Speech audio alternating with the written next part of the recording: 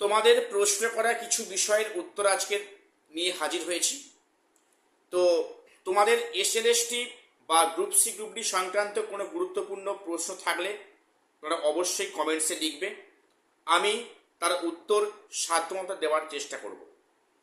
তো আজকের প্রথম যে বা যিনি প্রশ্ন করেছে সেটা হচ্ছে, নবম দশমের ক্ষেত্রে এখন যাদের ভেরিফিকেশান হচ্ছে তাদের ইন্টারভিউ কবে শুরু হবে বা কবে নাগাদ হচ্ছে।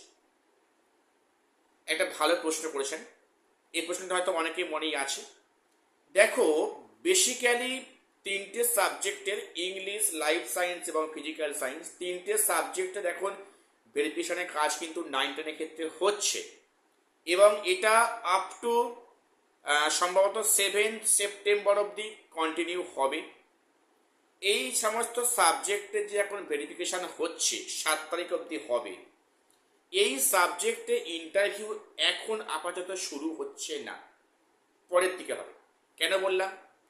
তোমরা জানো যে 9-10 কিন্তু বেশিরভাগ সাবজেক্টে ভেরিফিকেশনের কাজ ভোট প্রক্রিয়ার আগেই সম্পূর্ণ হয়ে গেছে। তিনটে সাবজেক্টে হচ্ছে। এখন যে সাবজেক্টের ভেরিফিকেশান একদম শুরুর দিকে হয়েছিল, 9-10 ক্ষেত্রে বলছি, তাদের কিন্তু ইন্টারভিউ শুরুর দিকেই হবে। অর্থাৎ যে সাবজেক্টের ভেরিফিকেশান প্রথমে হয়েছিল সেই সাবজেক্টে কিন্তু ইন্টারভিউ প্রথম দিকে শুরু হবে, যেমন হিস্ট্রি কিংবা জিওগ্রাফি প্রথম দিকে শুরু হবে।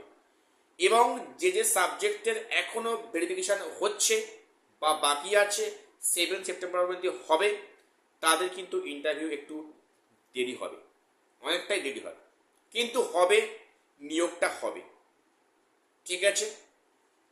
তো পরের জন্য প্রশ্ন করেছে যে একাদশ দ্বাদশে কোন কোন সাবজেক্টের এখনো কাউন্সেলিং বাকি আছে। দেখো, আমার তো এক্সাক্ট সাবজেক্টের নামগুলো এই মুহূর্তে সব খেয়াল নেই বা মনে নেই।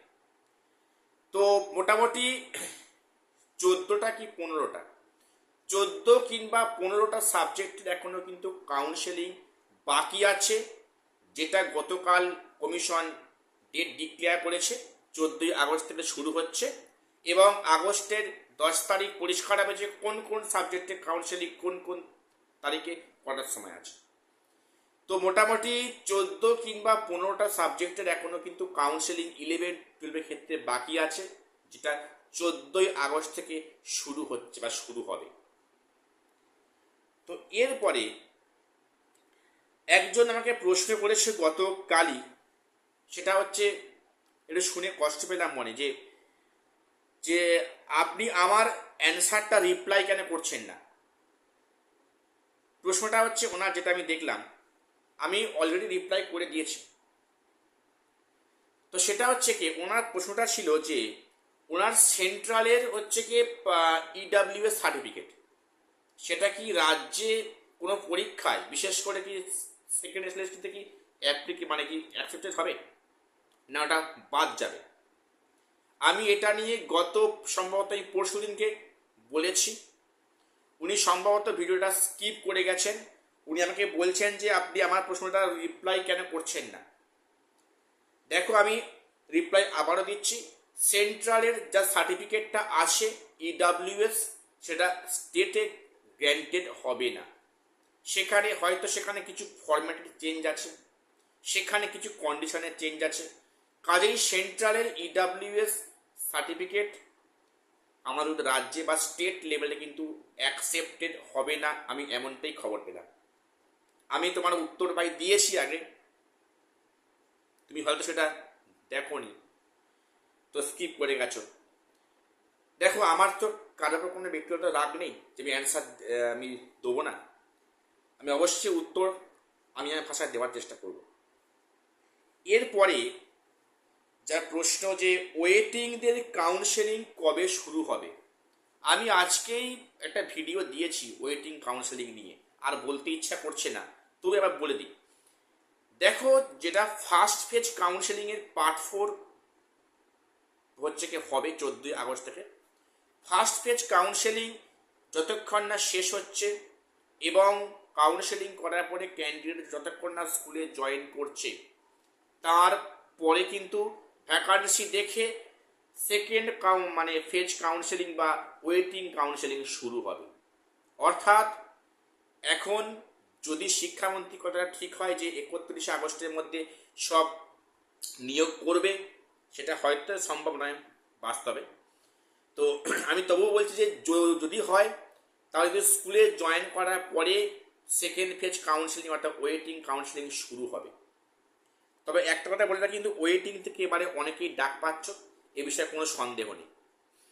এবং ওয়েটিং থেকে ডাক পাচ্ছ, ওয়েট করে যাও, ফার্স্ট ফেজ কাউন্সেলিং শেষ না হওয়া অবধি, তারা স্কুলে জয়েন না করা অবধি সেকেন্ড ফেজ বা ওয়েটিং কাউন্সেলিং শুরু হবে না। ওয়েটিং কাউন্সেলিংয়ে সবাইকে একসাথে ডাকবে না। সাপোজ মনে করো, আমি কথায় বলছি যে ইংলিশ সাবজেক্টে অ্যাজ ফর এক্সাম্পল যে 270খানা ভ্যাকান্সি খালি আছে, অ্যাজ ফর এক্সাম্পল, তো সেখানে হয়তো প্রথম দিকে 100 জনকে ডাকলো, প্রথম পাঠে ডাকলো, আবার হয়তো সেখানে কিছুদিন পরে আবার হয়তো ফের 101 জনকে ডাকলো। সব যে একসাথে ডাকবে তার মানে নেই, বিভিন্ন সাবজেক্টের পার্টে পার্টে ডাকবে। ঠিক আছে, ডাকবে অবশ্যই। যারা প্রথম দিকে আছে অবশ্যই চাকরি পাচ্ছ কনফার্ম। এইবারে আর একজনের প্রশ্ন আছে যে ভেরিফিকেশানে যারা বাদ পড়ছে লিস্টটা কবে দেওয়া হবে। আমি এটাও উত্তর অলরেডি দিয়েছি যে দেখো, যাদের ভেরিফিকেশান এখন হচ্ছে বা যাদের হয়েছে এখনো লিস্ট প্রকাশ করেনি কারা বাদ গেছে।